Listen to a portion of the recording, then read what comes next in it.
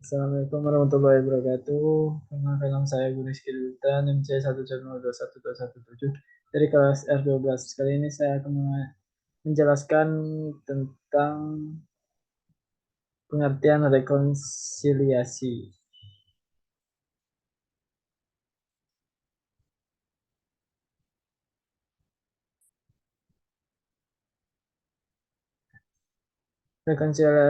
Rekonsiliasi adalah proses penyesuaian atas laba komersial yang berbeda dengan ketentuan fisikal untuk menghasilkan penghasilan neto atau laba yang sesuai dengan ketentuan perpajakan.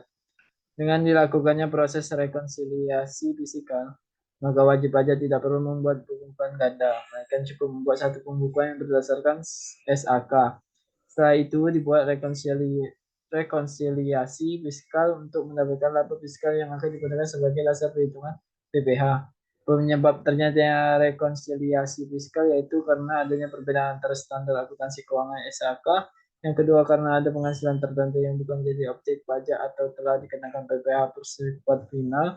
Yang ketiga karena adanya kompensasi kerugian fiskal. Yang keempat karena ada harga yang tidak wajar karena ada hubungan istimewa. Koreksi positif dan negatif dari rekonsiliasi fiskal. Rekonsiliasi fiskal dilakukan oleh wajib pajak yang pembukuannya menggunakan pendekatan akuntansi komersial yang bertujuan mempermudah mengisi surat pemberitahuan tahunan PPh dan menyusun laporan keuangan fiskal yang harus dilampirkan pada saat menyampaikan SPT tahun PPh. Koreksi fiskal dapat berubah koreksi positif dan negatif. Koreksi terjadi apabila laba menurut fisikal bertambah. Koreksi fisikal positif biasanya dilakukan akibat ada biaya yang pertama, beban yang tidak diakui oleh pajak atau non-deductible expense. Yang kedua, penyusutan komersial lebih besar dari penyusutan fiskal. Yang ketiga, amortisasi komersial lebih besar dari amortisasi fiskal. Yang keempat, penyesuaian fiskal positif lainnya. Koreksi negatif terjadi apabila laba menurut fiskal berkurang. Koreksi negatif biasanya dilakukan akibat adanya yang pertama, satu penghasilan yang tidak termasuk objek pajak. Yang kedua, penghasilan yang dikenakan lebih kecil daripada penyesuaian fiskal. Yang ketiga, amortisasi komersial lebih kecil daripada amortisasi fiskal. Yang keempat, penghasilan yang ditangguhkan pengakuannya. Yang kelima, penyesuaian fiskal negatif lainnya.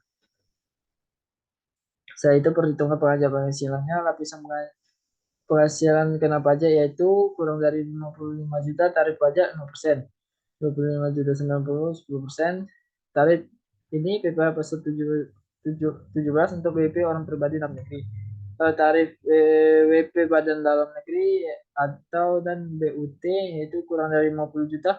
Tarif pajaknya 10%, 50 sampai 100 juta 15%, dan 100 juta ke atas 30%.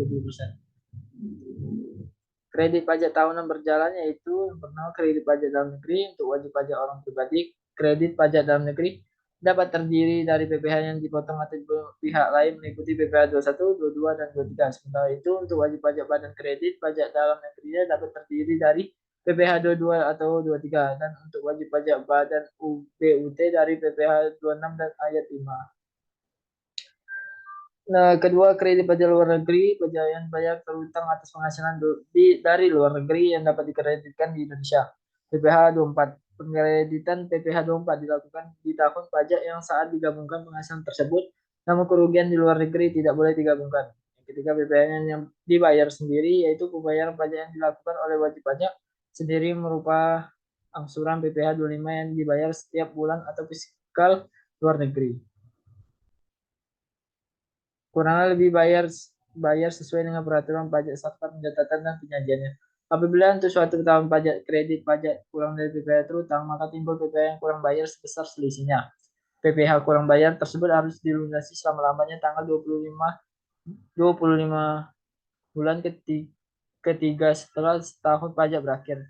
Sebelum SPT tahunan PPh disampaikan, PPh kurang bayar akan disajikan dalam neraca sebagai utang jangka pendek atau current liabilities. Sementara itu apabila untuk suatu tahun pajak kredit pajak lebih dari PPh terutang, maka timbul PPh lebih bayar sebesar selisihnya. PPh lebih bayar ini setelah dilakukan pemeriksaan dapat direstitusi atau dikompensasikan dengan utang pajak berikut sanksi-sanksinya yaitu PPh 28A. PPH lebih bayar disajikan dalam neraca sebagai aset ancal atau current asset. Terima kasih penjelasan dari saya. Saya akhiri. Assalamualaikum warahmatullahi wabarakatuh.